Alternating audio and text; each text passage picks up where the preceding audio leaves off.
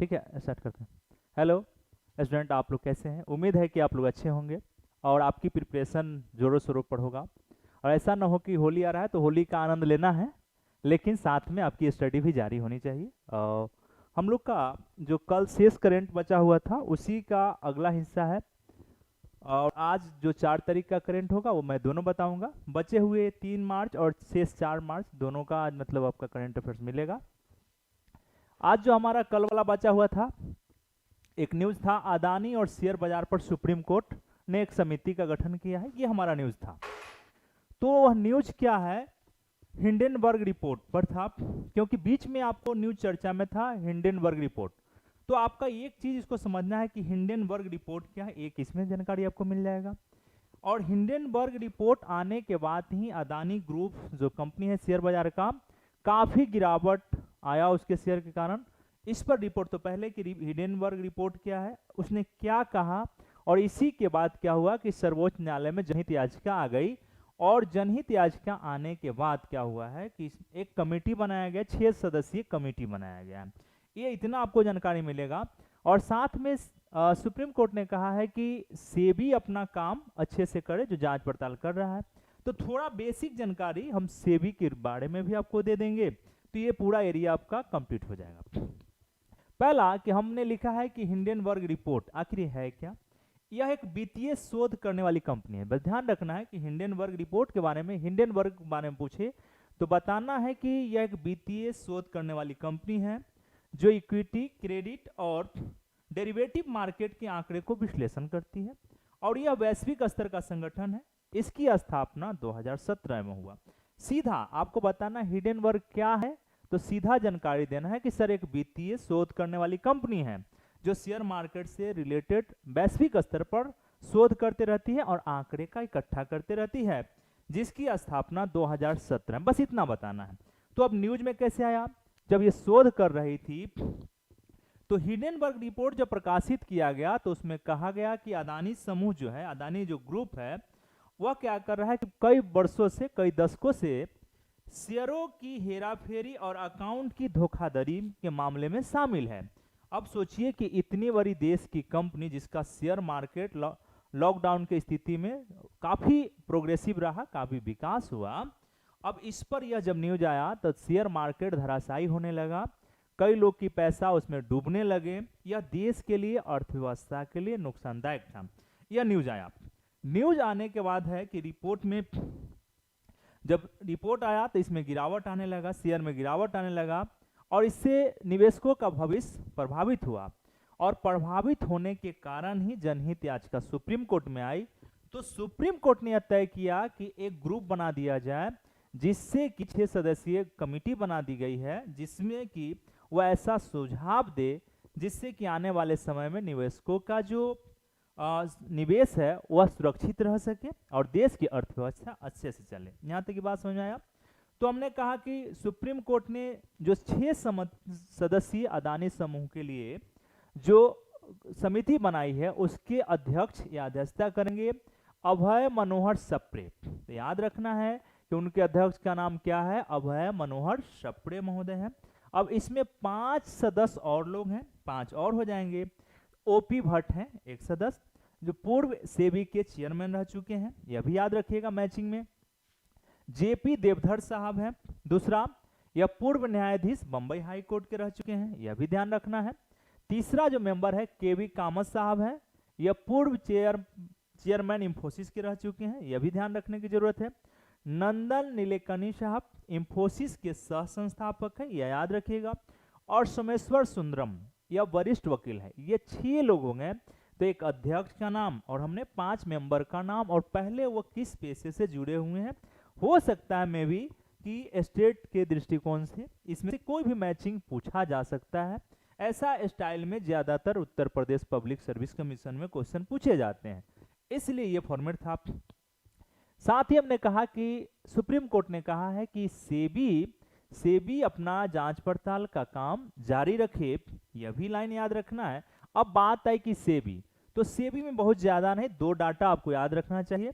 पहला डाटा कि सेबी पूरे तरीके से, जो उसका स्थापना हुआ था 88 में पहली बार आया, लेकिन अंततः 12 अप्रैल 1992 से विधिवत काम करने लगा। तो याद रखिएगा आप, सेबी की स्थापना से रिलेटेड 12 अप्रैल 1992, पहली बार 88 में, लेकिन यह कार्य कब से करने लगा? 12 अप्रैल 1992 से। यह डाटा याद रखिएगा। इसके पहले अध्यक्ष या चेयरमैन थे एस ए दुबे साहब थे।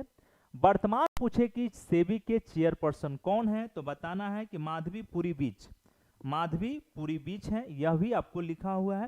तो ये डाटा हमने अदानी और शेयर बाजार पर सर्वोच्च न्यायालय का जो कमेटी बनाया गया है उससे रिलेटेड है, और आशा करूंगा कि यह चैप्टर, ये छोटा सा न्यूज आपके लिए उपयोगी साबित होगा। ठीक है, अब हम लोग अगले न्यूज की तरफ बढ़ते हैं। का नेक्स्ट न्यूज है रांची में G20 सम्मेलन।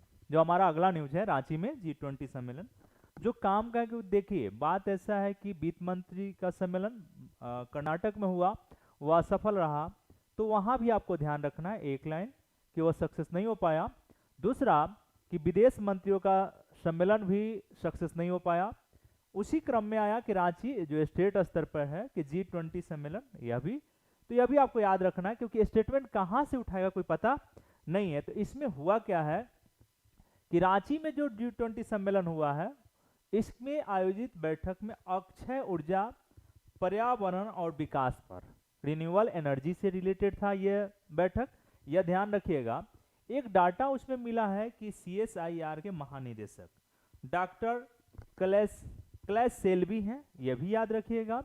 CSIR के महानिदेशक और पूछे तो डॉक्टर क्लैश सेल्वी, यह भी याद रखना जरूरी है, जो आपको पूछा जा सकता है। G20 का थीम आपको याद रखना चाहिए कि एक पृथ्वी, एक परिवार, एक भविष्य, यह G20 का थीम है। और साथ ही इसमें जो रांची में जो सम्मेलन हुआ उसमें निर्णय लिया गया कि एक देश, जितने भी मेंबर्स हैं इसके औद्योगिक विकसित उद्योग क्षेत्र में डेवलप जो देश है, वह क्या करेंगे कि अक्षय ऊर्जा और सतत ऊर्जा के लिए सहयोग करेंगे, मतलब रिन्यूएबल एनर्जी पे, क्योंकि बगैर रिन्यूएबल एनर्जी के देश, किसी भी देश का डेवलपमेंट बेहतर तरीके से समावेशी रूप से नहीं हो सकता है। इसलिए G20 के देशों ने इस मुद्दा को हाईलाइट करते हुए इस मीटिंग का आयोजन किया जो रांची में हुआ है। इतना आपको ध्यान रखना चाहिए। एक और न्यूज था PM गति शक्ति।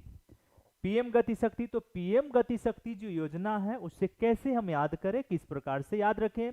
पहला आपको याद रखना चाहिए था कि PM गति शक्ति योजना की शुरुआत अक्टूबर 2022 में प्राइम मिनिस्टर द्वारा किया गया था।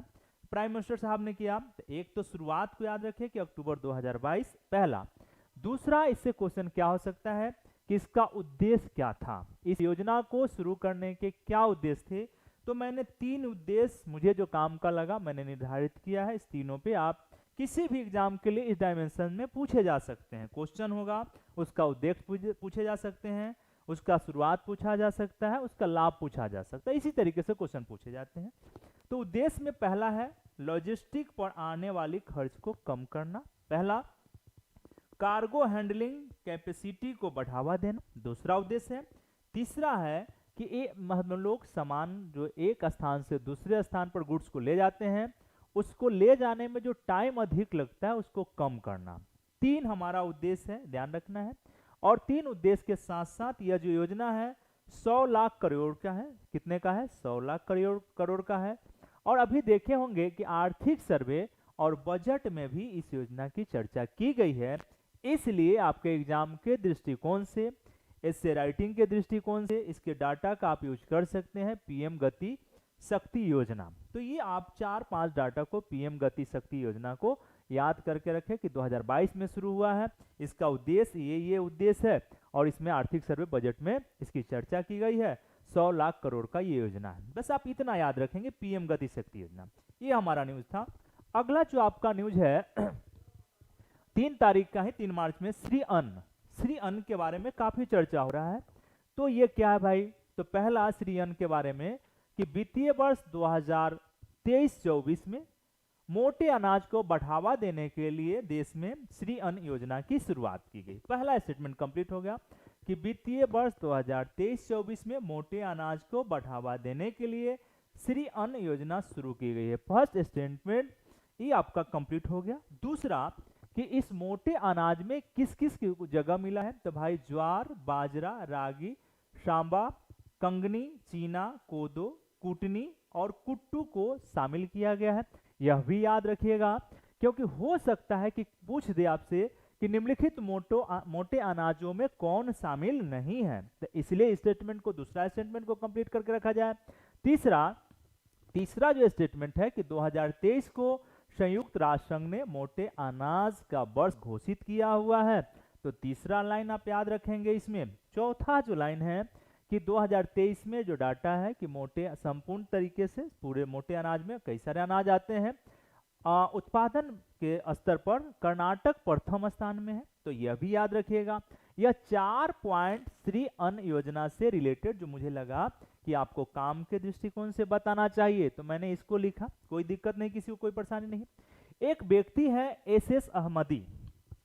एस अहमदी ये सिविल जज थे। सिविल जज से इन्होंने सर्वोच्च न्यायालय के मुख्य न्यायाधीश तक सफर किया। इसलिए मैं आप सबसे कहता हूं, मोटिवेट भी करता हूं, कहता हूं कि अगर आपने लक्ष्य बना लिया तो कोई भी चीज असंभव नहीं है। अरे कमीशन कुछ नहीं है, बीपीएससी, यूपीपीसीएस या यूपीएससी, बस एक सही दिशा में प्रयासरत रहें और कंटिन्यू काम करें, लेकिन आपको दिशा सही होना चाहिए। स्मार्ट मेहनत की जरूरत है, न कि हार्ड।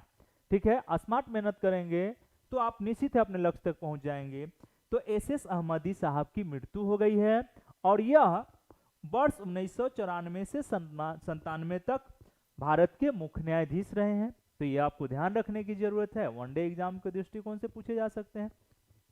एस अहमदी कौन है, एक भी पूछा जा सकता है, या यह पूछा जा सकता है कि 93 में उनका टाइम कितना था, किस समय वह भारत का सर्वोच्च न्यायालय के मुख्य न्यायाधीश थे। 2 क्वेश्चन यहाँ से पूछे जा सकते हैं। ये था।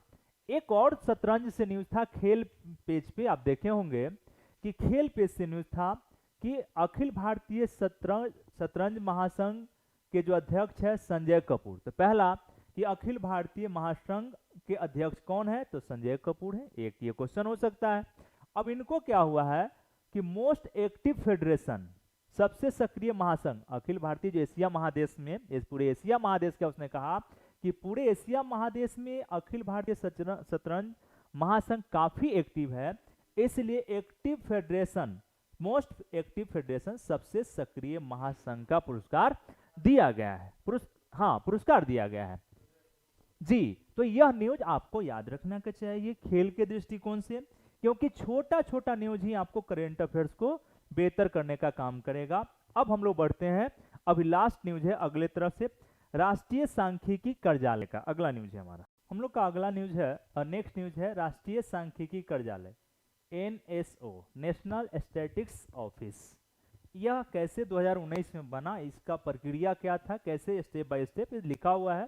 और यहाँ से बीपीएससी कई बार क्वेश्चन पूछा है, यूपीपीसीएस और यूपीएससी ने भी इस चैप्टर से क्वेश्चन पूछे हुए। जो काम का डाटा है मैं रख दिया हूँ, अगर कहीं कोई डाउट लगे और आपको जानना है तो थोड़ा सा आप क्या करेंगे, गूगल बाबा आपके पास है, आप तहकीकात कर सकते हैं, कोई दिक्कत नहीं, या फिर कोई भी इकोनॉमिक्स की किताब में आप देख सकते हैं, कोई दिक्कत नहीं है। पहला जो डाटा है स्टार्टिंग से हम लोग देखते हैं कि कैसे इसका क्रमबद्धता बढ़ने का काम हुआ है कि NSSO, national sample survey organisation, Hindi में कहते हैं राष्ट्रीय प्रतिदर्श सर्वेक्षण संगठन। यह क्या है कि सांख्यिकी मंत्रालय के अधीन एक संगठन है।